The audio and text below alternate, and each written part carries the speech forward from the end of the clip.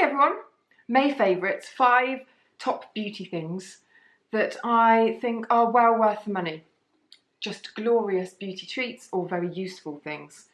Okay, actually I have a bonus item this month. It's not beauty, it's fashion, but I thought that it was well worth a mention. Hopefully I've got a good picture of these to comp in, but I'm going to show you, I'm going to stand up so I can show you in real life. So these are the cargo shorts, or the chino shorts, one or the other, from Hush. See those? And I also have them in green. So I had them in green last year. Now look, I know they might be a bit Boy Scout leader. I'm not sure about them yet, but they're also incredibly comfy and they're on the smart side. So you know when you have loads of shorts that are very sort of unstructured and sporty or, you know, flimsy, sometimes you need a bit of structure, don't you? And a bit of tailoring. And I feel like these are a good bridge between very, very tailored stuff and comfy stuff. I bought them from Hush. They were I want to say £45, but I can't quite remember. Hopefully they still have them. Knowing my luck, I'll tell you this, and they'll be completely sold out. Now I have them in green. They are from last year, and I don't think that these are quite the same. I need to do a side-by-side comparison, but these feel like they're slightly longer on the leg, which gives them, they're on the cusp of the Boy Scout leader vibe, I feel. Okay, look, let's start with my makeup's absolutely melting off. My makeup has been on for 10 hours now, and I am wearing, hold on, I am wearing the Estee Lauder. It's so nice, this foundation. God, it's that hydrating one. I'll link to it so that you can see it. I have to say it has slightly the same, it's a very dewy, natural, lovely, fresh finish, as you can tell. But it has the same thing as that Clarins one, the Everlasting Youth Fluid, in that it doesn't stop any oiliness in a T-zone. You know, some long wear ones, they just stick. It gets very oily and it slides in the centre of the face, which won't be a problem if you have incredibly dry skin. But for some reason, I seem to be quite combination this spring, maybe because it's just so warm all the time. So that's what I have on. Over the top, I have this nude, and this is my first beauty thing, just to get to the point, about 7 hours later, terracotta nude from Guerlain. Give you a little look at that. And do you know, I like it, or I love it, because it does have a little bit of a sheen to it. So if you've been watching my IGTVs, I mentioned Charlotte Tilbury's new Flawless, it's called Flawless Filter Bronzer, which is completely matte. Well, this one isn't. This one's got a lovely, lovely sheen to it. And it does, it's not sparkly, it's just the right amount of glow. And it does really lift the skin. I think it's gorgeous. And it's just very subtle and lovely, and just makes you look a little bit sun-kissed and a little bit healthy with minimal fuss.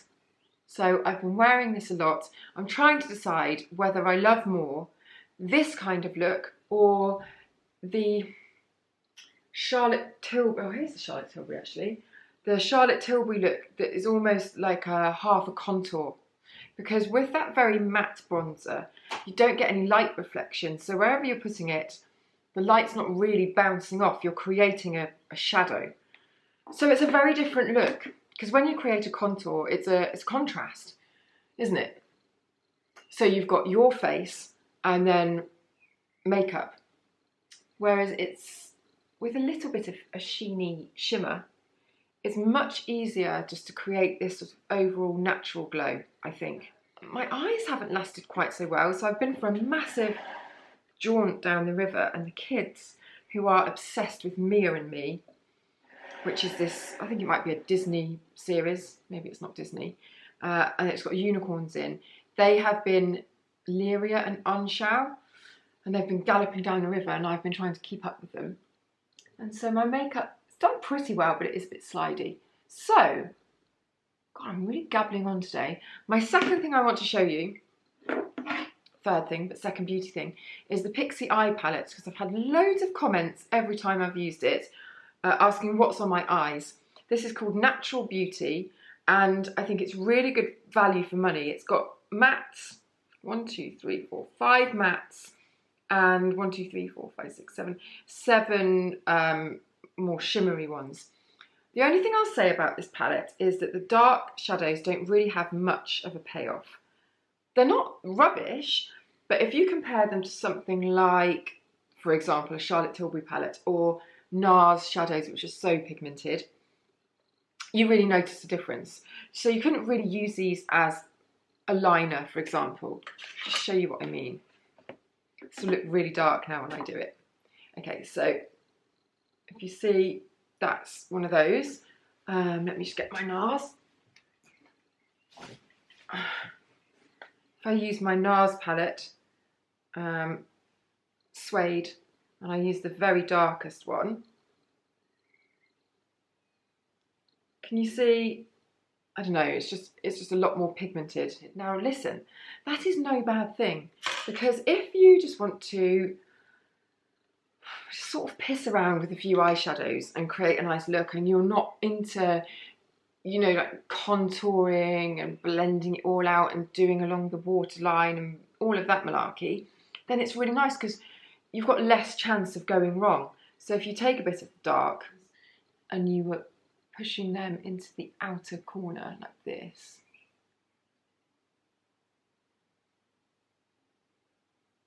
then it's actually really easy. See? Can't really make too much of a mess, she says, making loads of mess. Hold on. I don't know why my mirror's angled like that. They're just really easy to work with. Okay, but where this palette comes into its own are these shimmers, because they're just really, really gorgeous colours. And I find these do have very good payoff. So really sheeny, shiny. I'm just doing the lightest amount here. It looks gorgeous, and you get really big amounts of shadow. I think it's great value for money. This is my discovery of the month. Now, I've been holding off trying this for ages because I tried another version of it from the Sanctuary. It's the Ultra Rich Wet Skin Moisture Miracle. And you basically have your shower, don't dry yourself off, so you're sopping wet, dripping wet. You put a blob of this on as your body lotion and you put it all over, and then you don't rinse it off. I leave it a few minutes, and then anything, if I still feel a bit wet, then I towel dry. And you'd think that that would be really stupid and that actually all you're doing is rubbing the body lotion off, but miraculously it works.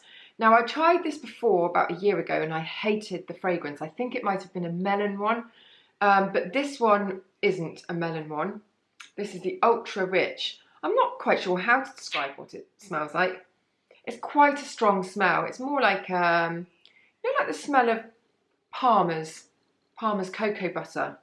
It's kind of like that vibe. I don't love the smell, but I really love the effect. And I was quite sceptical about it because I thought, well, why put it on wet skin and then towel it off? That just seems really counterintuitive. But the main thing about this is that putting on body lotion is really boring. And when you're putting it on dry skin, it takes forever. When you do it on wet skin, you need a tiny amount, and you just quite literally squeeze it into one hand and just go like that all over, and you're done in 20 seconds, not even that. I mean, it just takes me no time at all. And then you just brush your teeth or whatever you're doing while you're drying off. So I find that it's mostly absorbed by the time I do a final dry. And I think it's just wonderful. It's really quick. For someone like me who always skips body lotion these days because I just can't be bothered, I feel like it's brought me back into the realm, and my skin does feel really, really soft because I've been giving it some attention. So I thought that was a really good discovery. This is the Curel Foaming Facial Wash. I've mentioned it before. It is really lovely and hydrating. So it's great for sensitive or dry skin. That's what it's been formulated for. And you'd think as a foaming wash, you just wouldn't go anywhere near it if you had dry skin or any kind of skin. But this one is not your typical washing up liquid in a pump action that foams all over the place and strips the skin. It's so, so nice. I really like it. I've been using it loads as my morning splashy wash. 60 seconds super shine. Don't know whether you've seen these. They're a couple of quid. You can get them in the supermarket or off Amazon.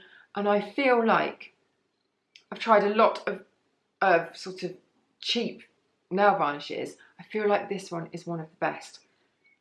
I'll tell you my reasons.